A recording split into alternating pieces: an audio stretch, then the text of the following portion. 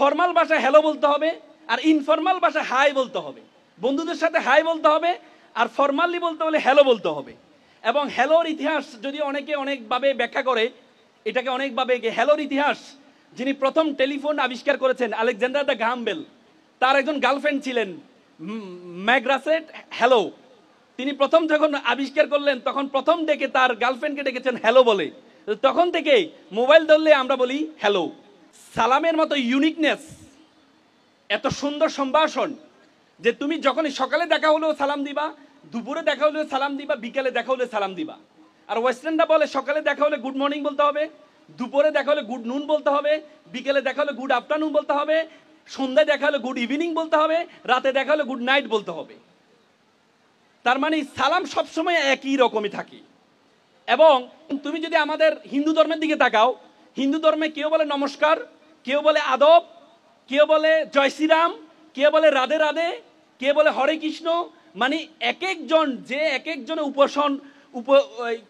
উপাসকে মানে তারা এক এক রকম সম্ভাষণ করে। কিন্তু সালাম হচ্ছে একটা ইউনিকনেস। তুমি যখনই যার সাথে দেখা হবা এটাকে সালামে বলতে হবে। সকালে দেখা হলে আসসালামু আলাইকুম, দুপুরে দেখা হলে আসসালামু আলাইকুম, যখনই দেখা হয়। এটি কে শিখিয়েছেন? আমাদের প্রথম মানব হযরত আদম আলাইহিস সালামকে আল্লাহ তাআলা বলেছে যে তুমি ফেরেশতাদেরকে সালাম দিয়ে আসো। তখন ফাকালা আসসালামু আলাইকুম, তিনি বলেছেন আসসালামু আলাইকুম। তখন ফেরেশতারা বলেছেন ওয়া আলাইকুম আসসালাম আর আসসালামু আলাইকুম ওয়া রাহমাতুল্লাহ। মানে আসসালামু আলাইকুম মানে শান্তি বর্ষিত হোক, ওয়া রাহমাতুল্লাহ মানে রহমত বর্ষিত হোক। কাউকে যদি তুমি বাড়াই দিতে চাও তাহলে তুমি ওয়াবারাকাতু বলবা, বরকত বর্ষিত হোক। মাগফিরাতু, আপনার উপর ক্ষমা বর্ষিত হোক। ও হায়াতু, আপনার হায়াত বাড়ে দেখ। তার মানে তুমি যদি কেউ যদি তোমাকে সালাম দেয় তুমি তার দ্বিগুণ তিগুণ চতুর্থ গুণ পর্যন্ত তুমি দিতে পারবা। তার মানে এত সুন্দর ইউনিকনেস। এবং আল্লাহ তাআলা তার রাসূলদেরকে সূরা আস-সাফফাতে তিনি বলেছেন সালামু আলা মুসা ওয়া হারুন। তিনি মুসা আলাইহিস সালাম এবং হারুন আলাইহিস সালামকে সালাম দিয়েছেন। সালামু আলা, তারপরে ইব্রাহিম, তিনি ইব্রাহিম আলাইহিস সালাম সালাম দিয়েছেন। কোরআনের আয়াত এটি। তার মানে সালামের মতো একটা ইউনিকনেস এটি পৃথিবীর আর কোনো সম্ভাষণে নেই। এজন্য যখনই তোমাদেরকে সালাম দিবে মানে শান্তি বর্ষিত হোক, তখন তোমরা চমৎকার করে এই সালামের উত্তর দিবা। পারবা তো ইনশাল্লাহ?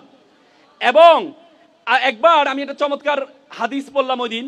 আবু বকর রাদিয়াল্লাহু তাআলা আনহুকে সবসময় আলী রাদিয়াল্লাহু তাআলা আনহু সালাম দিতেন। একদিন আলী রাদিয়াল্লাহু তাআলা আনহু আবু বকর রাদিয়াল্লাহু তাআলাকে সালাম দেন নাই। তো না দেওয়ার কারণে আগেই এই আবু বকর সালাম দিয়ে দিলেন।